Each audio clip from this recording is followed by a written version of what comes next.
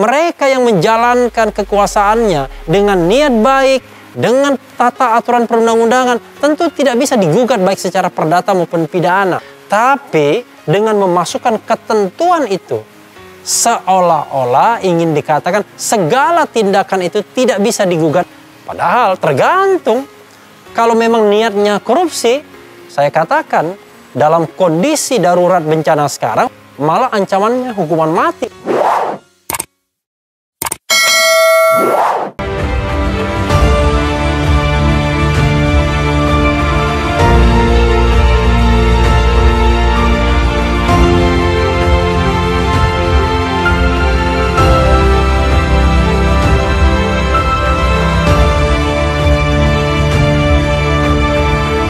Halo Sobat RH sekalian, jumpa lagi dengan channel yang keren ini.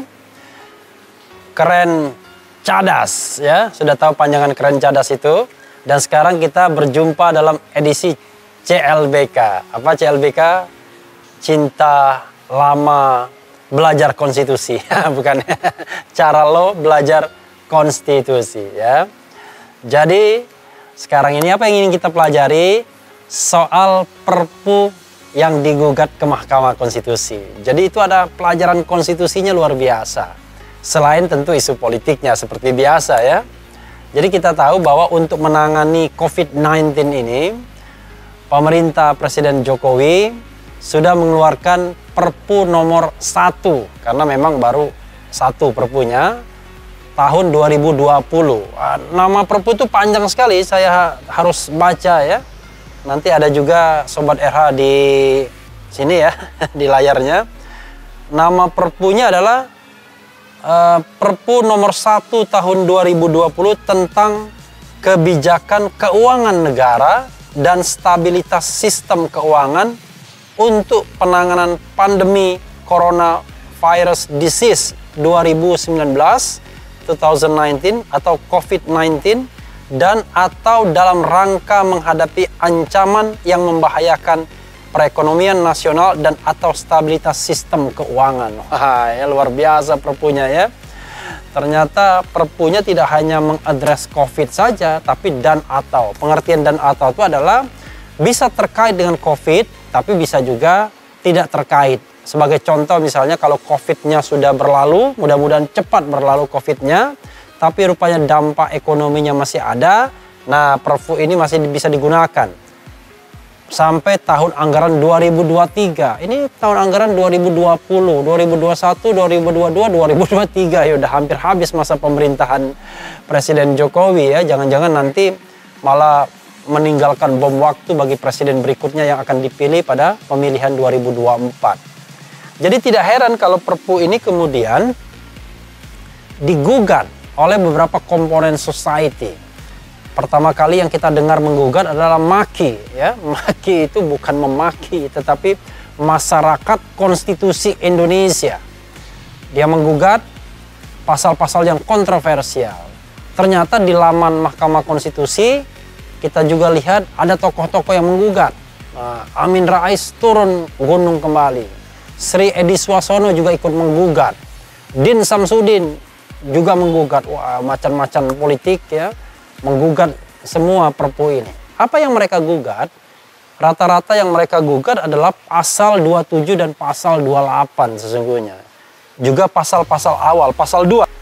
Coba saya bacakan pasalnya biar kita tidak salah ya. Pasal 2 ayat 1 huruf A poin 1, 2 dan 3. Bunyinya adalah dalam rangka pelaksanaan kebijakan keuangan negara sebagaimana dimaksud dalam pasal 1 ayat 4, pemerintah, ingat ya pemerintah, berwenang untuk A. menetapkan batasan defisit anggaran dengan ketentuan sebagai berikut. 1. Melampaui 3% dari produk domestik bruto PDB selama masa penanganan coronavirus disease 2019 atau COVID-19 dan atau membahayakan perekonomian nasional dan atau stabilitas sistem keuangan paling lama sampai dengan berakhirnya tahun anggaran 2022 ya. berakhirnya tahun anggaran 2022 ya.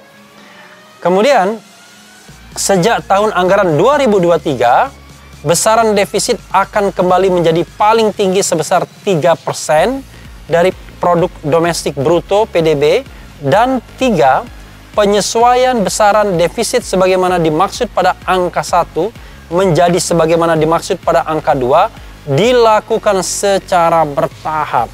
Nah, ya. Jadi intinya adalah dari pasal ini pemerintah ingin keleluasaan untuk menetapkan defisit anggaran lebih dari 3%. Nggak tahu lebihnya berapa ya. Karena memang kesepakatan dengan DPR di APBN adalah defisit maksimal 3%. Kalau makin besar defisitnya, nambahnya dari mana? Ya nambahnya tentu dari utang. Itulah sebabnya kemudian masyarakat ribut dengan Perpu ini. Itu jadi Perpu ini seperti Perpu yang melegitimasi untuk cari utang kemana-mana. Jangan heran kemudian banyak komponen society yang mengkritik kalau Menteri Keuangan Sri Mulyani raja utang. Saya nggak ikut-ikutan karena saya orang tata negara. Saya akan membahas ini dari sudut pandang hukum tata negara saja. Kalau soal ekonomi, serahkanlah pada ahlinya. Iya, Sobat Hera sekalian, itu tadi pasal 2. Lalu yang juga digugat pasal kontroversial, pasal 27.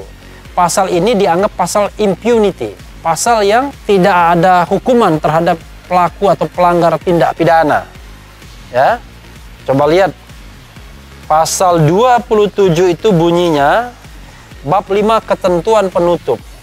Biaya yang telah dikeluarkan pemerintah dan atau lembaga anggota KSSK ya, dalam rangka pelaksanaan kebijakan pendapatan negara, termasuk kebijakan di bidang perpajakan, kebijakan belanja negara, termasuk kebijakan di bidang keuangan daerah, kebijakan pembiayaan, kebijakan stabilitas sistem keuangan, dan program pemulihan ekonomi nasional merupakan bagian dari biaya ekonomi untuk menyelamatkan perekonomian dari krisis dan bukan merupakan kerugian negara. Wah, jadi pokoknya biaya yang keluar, biaya yang harus dikeluarkan itu bukan kerugian negara. Wah, luar biasa ya.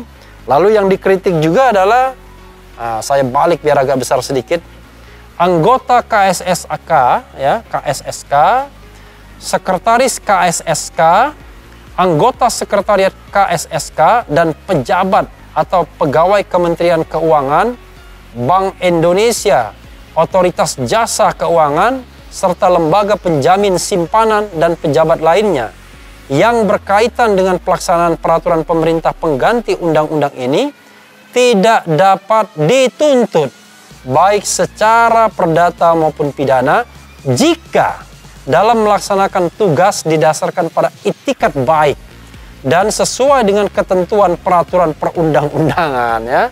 Jadi sudah tidak bisa dikatakan kerugian negara, maka tidak bisa dituntut.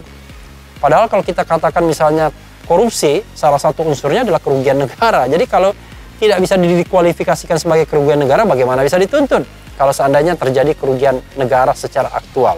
Tapi nanti kita bahas. Lalu kemudian ayat 3-nya, segala tindakan termasuk keputusan yang diambil berdasarkan peraturan pemerintah pengganti undang-undang ini bukan merupakan objek gugatan yang dapat diajukan kepada peradilan tata usaha negara. Jadi kalau misalnya setelah adanya Perpu ini dilaksanakan 1-2 kegiatan dan harus mengeluarkan surat keputusan dari pemerintah, siapapun dia, maka itu bukan objek untuk digugat di peradilan tata usaha negara. Wah, luar biasa ya. Luar biasa Perpu ini memang. Lalu terakhir, pasal 28. Pasal 28 itu tentu tidak bisa kita bacakan semua karena begitu panjang. Intinya adalah pada saat peraturan pemerintah pengganti undang-undang ini mulai berlaku, ketentuan jangka waktu yang diatur di dalam Undang-Undang Nomor 6 Tahun 83 tentang penetapan peraturan intinya ini tentang perpajakan ya. Kemudian pasal 55 ayat 4 Undang-Undang Nomor 23 Tahun 1999 tentang Bank Indonesia, kemudian juga pasal yang berkaitan dengan Undang-Undang 17 tahun 2003 tentang keuangan negara. Kemudian pasal yang terkait dengan Undang-Undang Perbendaharaan Negara. Kemudian pasal yang terkait dengan Undang-Undang Lembaga Penjamin Simpanan. Kemudian Undang-Undang tentang perimbangan keuangan antara pusat dan daerah. Kemudian Undang-Undang 36 tahun 2009 tentang kesehatan. Kemudian Undang-Undang tentang desa. Kemudian Undang-Undang tentang pemerintahan daerah. Terkait juga dengan Undang-Undang tentang MD3, Undang-Undang tentang MPR, DPR, dan DPRD. Kemudian tentang Undang-Undang pencegahan dan penanganan krisis keuangan. Kemudian terkait juga terakhir dengan Undang-Undang APBN.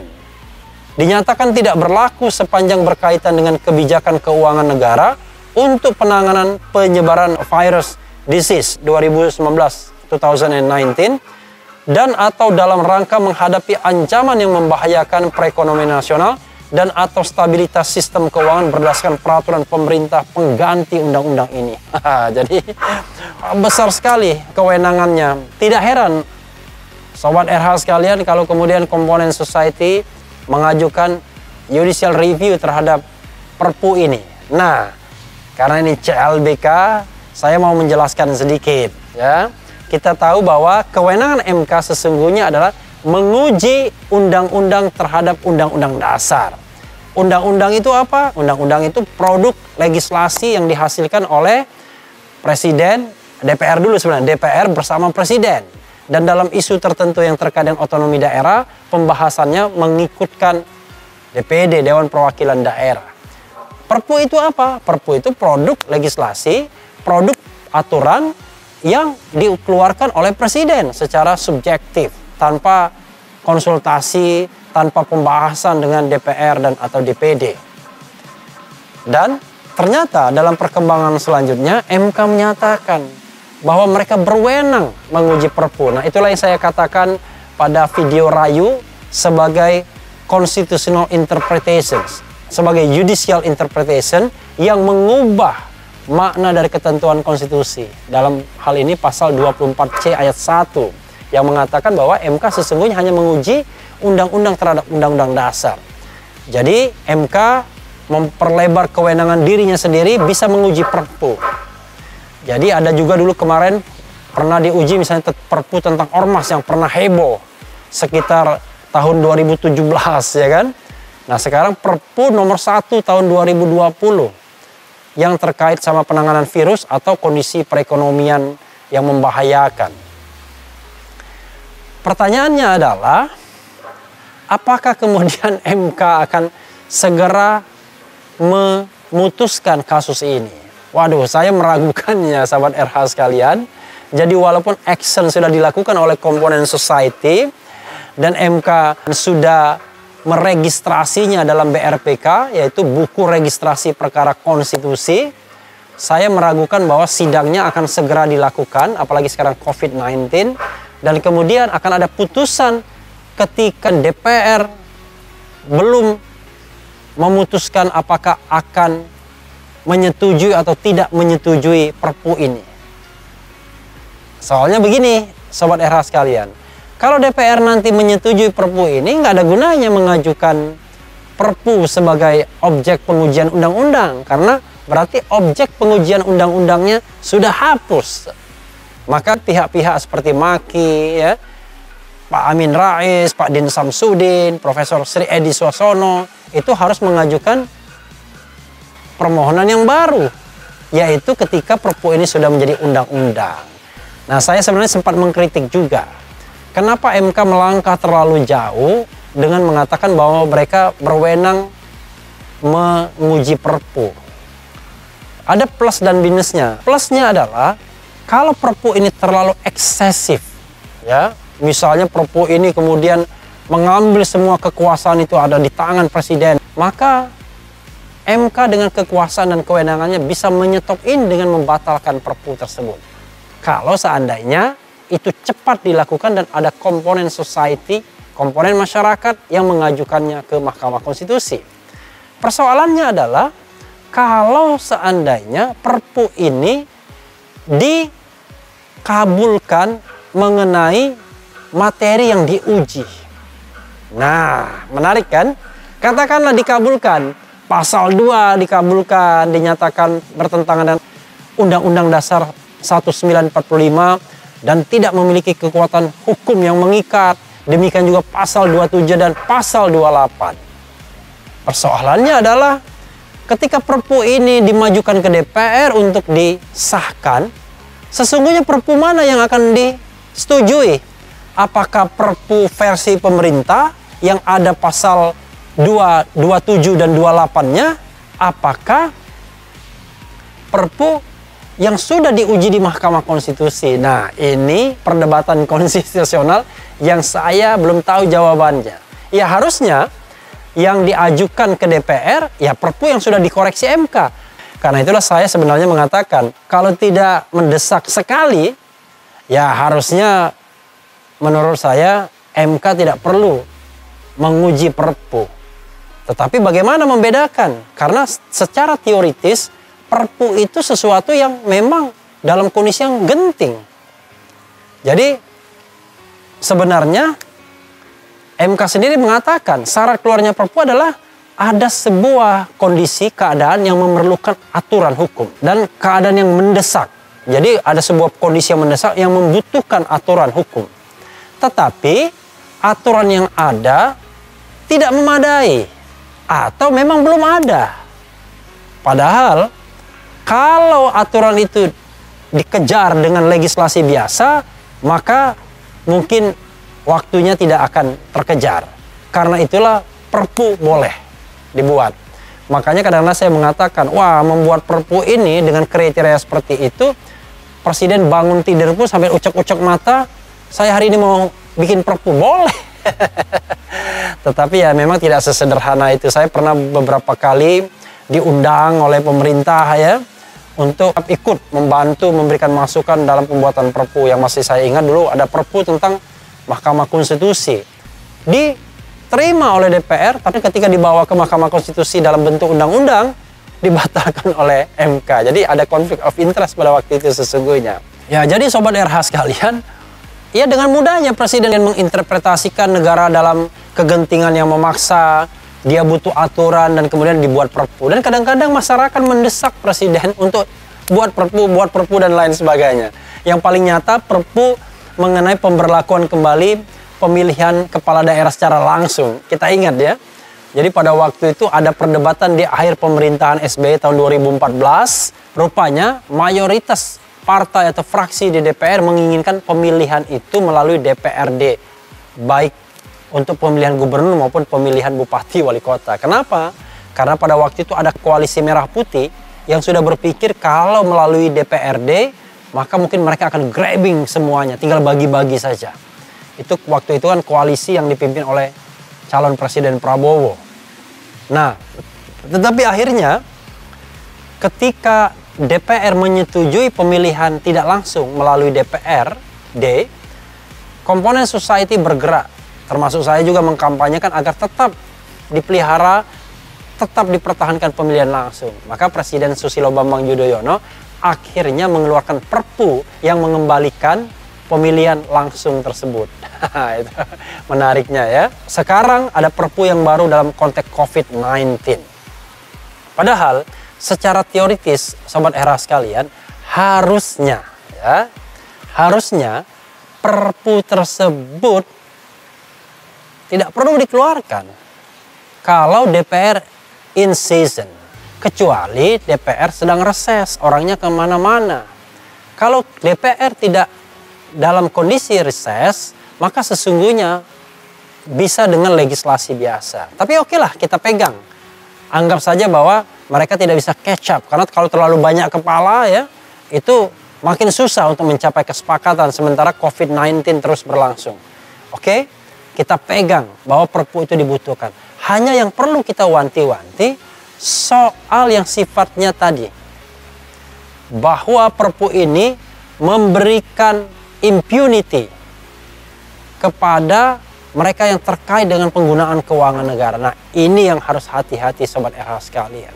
Bagaimana mungkin segala biaya yang terkait Perpu ini dianggap bukan kerugian negara. Ya kalau memang tidak ada korupsinya. Bagaimana kalau ada korupsinya? Kalau ada korupsinya tentu kan ada kerugian negara. Karena kerugian negara itu yang menentukan adalah BPK, BPKP, penyidik. Jadi bukan pemerintah sendiri. Berikutnya adalah tidak bisa dituntut baik secara perdata maupun pidana. Memang tidak akan bisa dituntut kalau dia berniat baik. Dan kalau sesuai dengan peraturan perundang-undangan, itu sih tidak perlu diomongkan.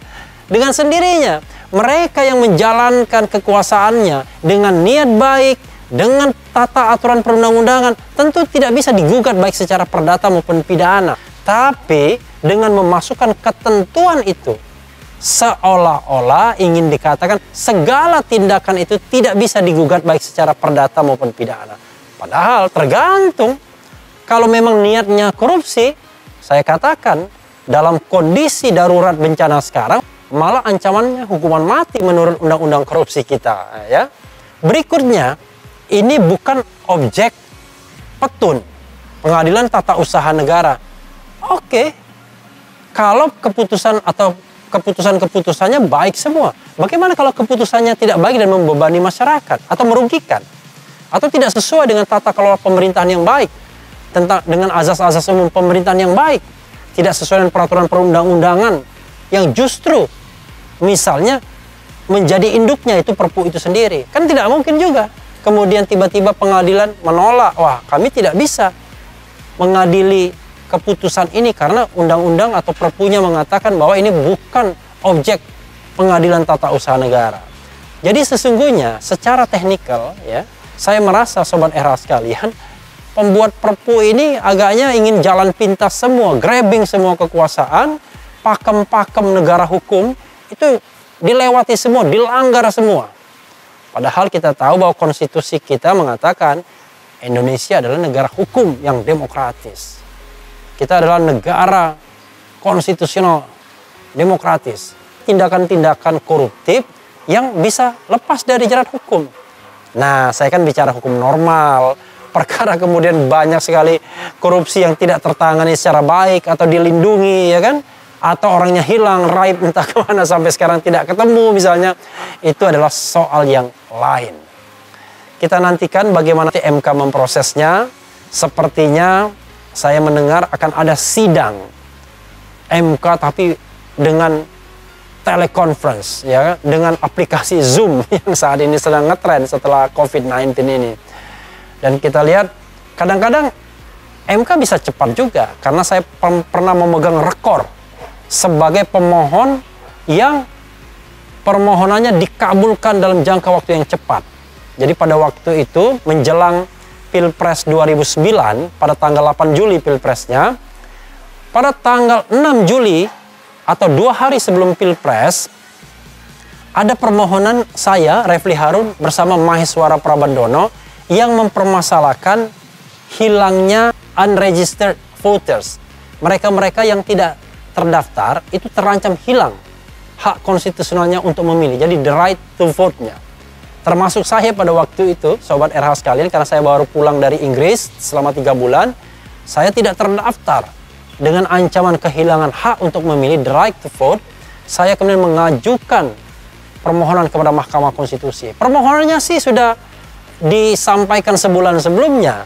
Dan MK pada waktu itu kebetulan ketua MK-nya Profesor Mahfud MD mengatakan, wah tidak mungkin memproses permohonan Refli.